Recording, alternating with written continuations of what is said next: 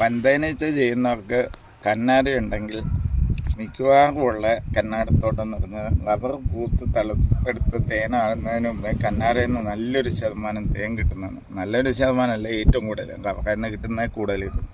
അപ്പം കന്നാരത്തോട്ടം ഉള്ളവർക്ക് തേൻ കൃഷി ചെയ്ത് കഴിഞ്ഞാൽ നമ്മൾ ഒരു സീസണിൽ കിട്ടുന്ന തേനിനേക്കാളും കൂടുതൽ തേൻ കിട്ടുന്ന ഒരു ആദായമുള്ള ഒരു പരിപാടിയാണ് കന്നാരയുള്ളതിൻ്റെ അടുത്ത് തേനീച്ചപ്പെട്ടിരിക്കുക. കന്നാരയുള്ളിടത്ത് റബ്ബറും ഉണ്ടാവും അതിൻ്റെ അടുത്ത്. അപ്പം റബ്ബർ തിളക്കുമ്പം തേൻ കിട്ടും, അതിനു മുമ്പേ കന്നാരയിൽ നിന്ന് തേൻ കിട്ടും. അപ്പം നമ്മൾ സാധാരണ ഒരു സീസൺ എന്ന് പറയുന്നത് 2 മാസമാണ് മാക്സിമം അതിൻ്റെ അകത്ത് ഉദ്ദേശിക്കുന്നത്. ആ 2 മാസം റബ്ബറിൻ്റെയാണ് ഉദ്ദേശിക്കുന്നത്. കന്നാരയിൽ നിന്ന് കിട്ടുന്നത് ഏകദേശം ഒരു 1.5 മാസത്തോളം നല്ല രീതിയിൽ പൂവുണ്ട്, തേനുമുണ്ട്. കന്നാര ചക്കയാകുന്നതിന് മുമ്പേ പൂവുണ്ട് അതിൻ്റെ അകത്ത്, വയലറ്റുകൾ.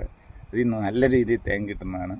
അപ്പം തേനീച്ച കർഷകർക്ക് വലിയ കന്നാര വെച്ച് കുറച്ചു കാലം ഇല്ല. ഇപ്പം റബ്ബർ പൂത്ത് കഴിഞ്ഞാൽ ഒറ്റ സീസണേ ഉള്ളൂ. ആ പൂത്ത് 1.5-2 മാസം കഴിയുമ്പോഴത്തേനും അതിൻ്റെ തേൻ്റെ തീരും.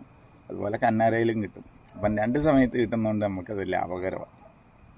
ഞാനിത് ഹോബിയായിട്ടല്ല എൻ്റെ തേനീച്ച കൃഷി തുടങ്ങിയത്, ടൈം പാസിന് തുടങ്ങിയതാണ്. ഞാൻ SLCക്ക് പഠിക്കുമ്പോൾ എനിക്ക് തേനീച്ച കൂടുണ്ടായിരുന്നു. അന്ന് മുതൽ ഇന്ന് വരെ തേനീച്ച കൂടുണ്ട്. പക്ഷെ ആദ്യം എനിക്ക് ഒരുപാട് കൂടില്ല, പിന്നീട് അത് പുരോഗമിച്ചെടുക്കാൻ പഠിച്ചു. നമ്മളത് പുരോഗമിച്ചു, നമ്മൾ വീഡിയോ എടുത്തിട്ടിട്ടുണ്ട്. എല്ലാവർക്കും അത് പ്രയോജനം ചെയ്യുന്നു മനസ്സിലാകുന്ന രീതിയിലാണ് നമ്മൾ വീഡിയോ ഇട്ടിരിക്കുന്നത്. അതുകൊണ്ട് പല ആൾക്കാർക്കും അത് മനസ്സിലായി നമ്മളുടെ സംശയങ്ങൾ ചോദിക്കുന്ന ലക്ഷക്കണക്കിന് ആൾക്കാർ കോണ്ടാക്ട് ചെയ്തിട്ടുണ്ട്.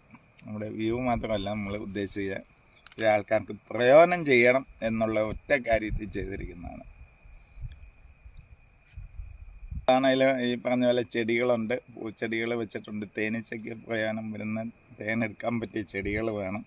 മീൻകുളമുണ്ട്, കൃഷിയുണ്ട്, വാഴ, റബ്ബർ മുതലായ സാധനങ്ങളെല്ലാം ഉണ്ട്.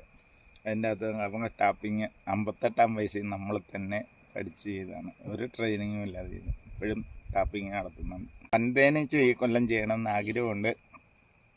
റബ്ബർ ബോർഡിൽ നിന്ന് ഈച്ചയും സാൻഡും മെഷീനും കൂടി തരും, തേനെടുക്കുന്ന മെഷീന്. അപ്പം നമുക്ക് അതും കൂടെ തുടങ്ങാനുണ്ട്. അത് ഈ കൊല്ലം തൊട്ടാണ് തുടങ്ങുന്നത്. ഈ ഒക്ടോബർ മാസം നമ്മൾ അപേക്ഷ കൊടുത്തു കഴിഞ്ഞാൽ റബ്ബർ ബോർഡിൽ നിന്ന് നമുക്ക് 4 കൂട് വെച്ച് തരും. ഇല്ലാത്തവർക്ക് 4 കൂട്. അത് പുരോഗമിച്ചെടുക്കാം. ഞാനൊരു കൂടെ ചെറുതേനീച്ച തുടങ്ങിയതാണ്. ഇപ്പം 70 കൂടോളം ഉണ്ട്. അതിൻ്റെ അകത്ത് എല്ലാ കൊല്ലവും കുറച്ച് പോവും, കുറച്ച് പുതിയ സെറ്റ് ചെയ്യും. അങ്ങനെയാണ് നിൽക്കുന്നത്.